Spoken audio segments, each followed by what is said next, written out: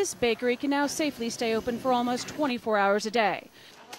This grocery store sells goods with prices that are no longer inflated by local Mahdi Army militiamen who until recently ran rackets of extortion and corruption. While many residents agree the situation is better, they still avoid discussing anything political or potentially incendiary. Hussein happily chatted about the security improvements, but when asked about Muqtada al-Sadr's notorious militia, he replied simply, "I don't want to talk about that." This past spring, Mahdi militiamen battled American and Iraqi troops. After a ceasefire, the Iraqi army took up positions throughout the neighborhood. Al-Mahdi commanders went into hiding, and their loyalists stopped fighting. While Sadr is still regarded by many as an uneducated thug, according to a top U.S. official in Baghdad, he has apparently spent most of this year studying Islam in the holy Iranian city of Qom. It may be that appearing less brutish and more bookish could invoke his father's pious intelligence and help earn him the continued devotion from his extremely religious followers. Muqtada al-Sadr's father was assassinated by Saddam Hussein along with two of his sons, but he's still revered by many Shiites as an almost messianic figure. His image, although faded and bullet-scarred, still looms over the Shiite slum of Sadr city. The Iraqi army monitors the faithful who no longer chant Muqtada al-Sadr's name out loud, wary of provoking arrest. Burning an American flag is not an issue. Al-Sadr's most recent message, posted on the Sadrist military website, reiterated that Iraq should not form a security pact with the U.S. It also listed guidelines and rules for carrying out resistance, such as never target civilians, the Iraqi government, and services like electricity and water.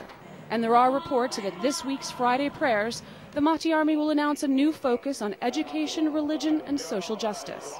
This could be a way to capitalize on Prime Minister Maliki's unfulfilled pledge of $100 million in aid for Sadr city, and an attempt to dissociate his movement from the criminal militiamen who created soaring inflation. Prices have dropped. A canister of cooking gas is now less than $7, down from $20. But some residents say there is still too much stress on an already impoverished and insecure population. There was physical damage before, but now people are psychologically and morally broken. Despite the heavy-handed methods of the Mahdi army, it seems loyalists still look to al-Sadr to guide them. And now he may be trying to encourage that loyalty with a more thoughtful, theological image. In Sadr city, Baghdad, Courtney Keeley, Fox News. The Al-Askari Dome retains none of its former glory, its golden tiles sheared off and scattered, its minarets completely destroyed. Fox News was given rare access to one of the holiest shrines for Shiites in the world, the Golden Mosque in Samarra, once a place of pilgrimage for millions of devout Muslims.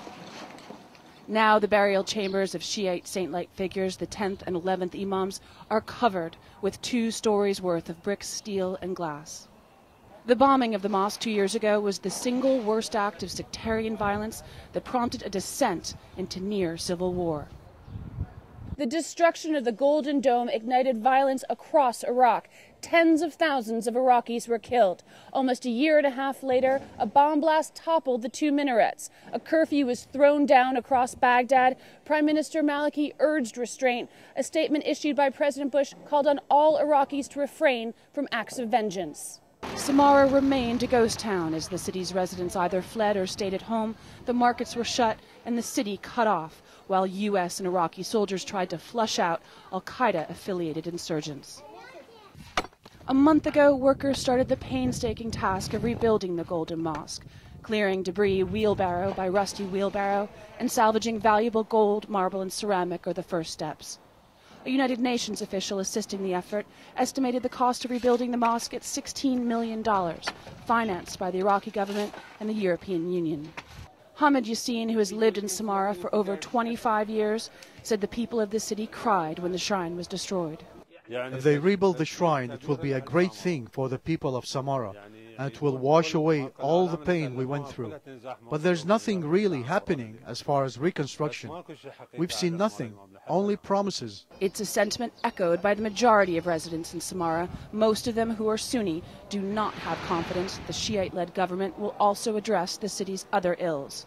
Local Sunni Sheikh Abdel Ghaffar railed against Prime Minister Maliki and what he sees as Iranian-influenced militias.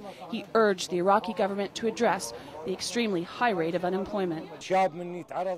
When a guy is unemployed and under pressure, he'll be an easy target for insurgents. Young men will be forced to join the insurgency just for money. Like most of Iraq, even as security increases and people are once again able to walk the streets, the visible wounds as well as the hidden ones will take a long while to heal. In Samarra, Courtney Keeley, Fox News. In the early dawn, as darkness ebbs to light, these Iraqi soldiers move against a suspected al-Qaeda hideout in this small village 10 miles from the Syrian border. It is in small border towns along this desolate stretch of northern Iraq that al-Qaeda is thought to be setting up safe houses to give insurgents time to regroup and plan future operations. Iraqi soldiers hope to surprise their targets. They work quickly on high alert. They've been warned that one of the fugitives may have bodyguards wearing bomb vests primed to detonate. U.S. troops move into positions around the dusty village to block off escape. But this village of about 200 people, it turns out, is already partially abandoned. There seems to be almost no adult males still here. These Iraqi troops have trained with American Special Forces over the past several years. They're able now to conduct operations sophisticated almost on their own, but still require U.S. military backup. 2 American Chinook helicopters dropped the Iraqis and their American counterparts right outside the town so they could move in quickly. Another 200 Iraqi soldiers were kept on standby, their Humvees at the ready, with U.S. helicopters buzzing through the sky. Searches continue and more families are led to wait outside as the soldiers look for insurgents. This man is one of the few male heads of households to be found. He's arrested a few minutes later. More than 1,000 suspects have been arrested in recent weeks during the latest operation to tackle al-Qaeda in Iraq. As al-Qaeda fighters are flushed out of the main city of Mosul by different missions, this mission is intended to prevent them from finding refuge in outlying rural areas. The search pays off, but with more clues than captures.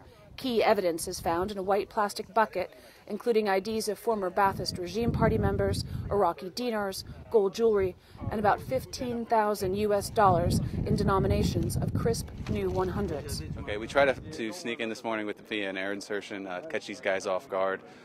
Somehow they were tipped off, which seems to be the case every time we have a major operation like this. They left behind a lot of money, so hopefully this will cripple them in some aspect.